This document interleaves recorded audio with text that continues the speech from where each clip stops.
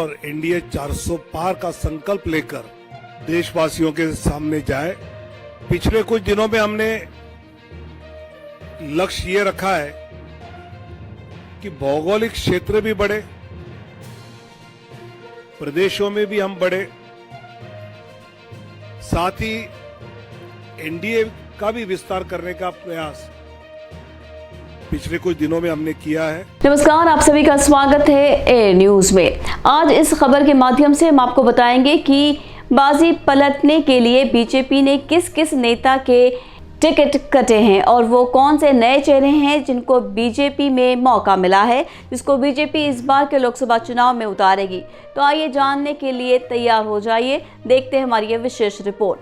BJP ने लोकसभा चुनाव 2024 को लेकर उम्मीदवारों की पहली सूची में छत्तीसगढ़ के 11 लोकसभा क्षेत्रों के प्रत्याशियों की सूची जारी की और विधानसभा की तरह लोकसभा चुनाव में भी बाजी मारने के लिए भाजपा ने अपने 9 वर्तमान सांसदों में से 7 के टिकट काटे हैं।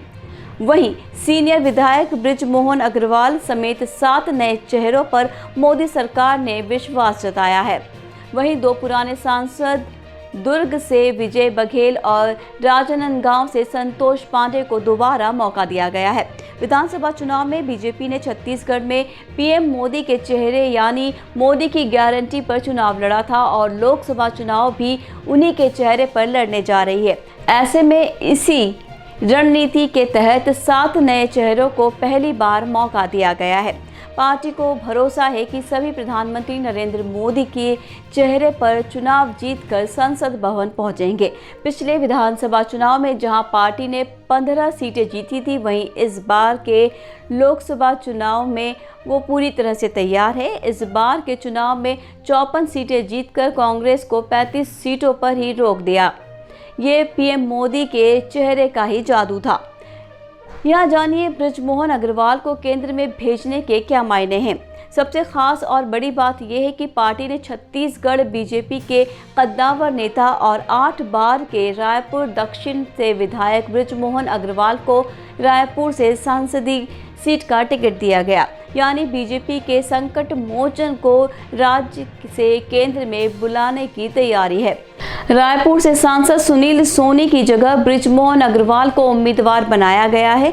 बृजमोहन लगातार 8 बार से विधायकी चुनाव जीतते आ रहे हैं और सीनियर मंत्री भी रहे हैं। उन्हें छत्तीसगढ़ बीजेपी की राजनीति में संकट मोचन कहा जाता है। ऐसे में इस सूची में उनका नाम आना चौंकाने वाली बात है। हालांकि विधानसभा चुनाव के समय से ही उन्हें लोकसभा चुनाव लड़ाने की बातें सियासी गलियारे में आती रही हैं। विधानसभा चुनाव में बीजेपी ने नई पीढ़ी व चेहरों को मौका दिया है। जूनियर और सीनियर का बैलेंस बनाया है।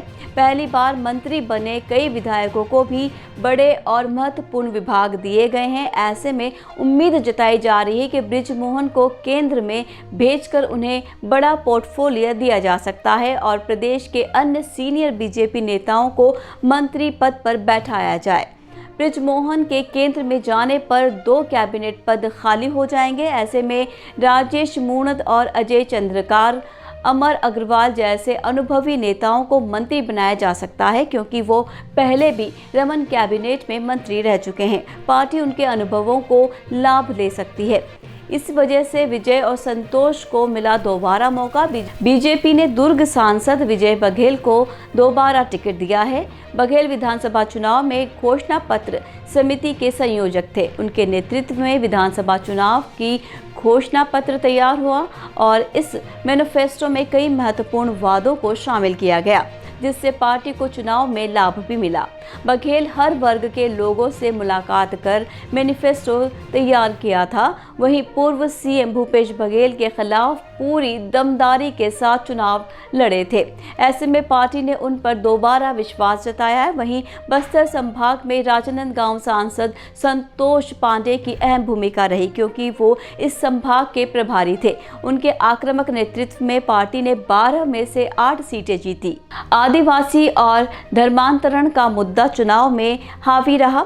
यही कारण है कि पूर्व सीएम रमन सिंह के बेटे अभिषेक सिंह, पूर्व सांसद मधुसूदन यादव का नाम आने के बाद भी पार्टी ने उन्हें दोबारा टिकट दिया। तो ये थी हमारी आज की विशेष रिपोर्ट। आपको ये रिपोर्ट ज़रूर पसंद आई होगी। आपको ये रिपोर्ट कैसे लगी, आप हमें कमेंट बॉक्स में लिखकर अपनी टिप्पणी दे सकते हैं। आप हमें सुझाव भी दे सकते हैं। तो चुनाव से जुड़ी ऐसी और अपडेट्स के लिए जुड़े रहिए हमारे साथ। फिर मिलेंगे आपसे अगले वीडियो में, तब तक के लिए दीजिए विदा। नमस्कार।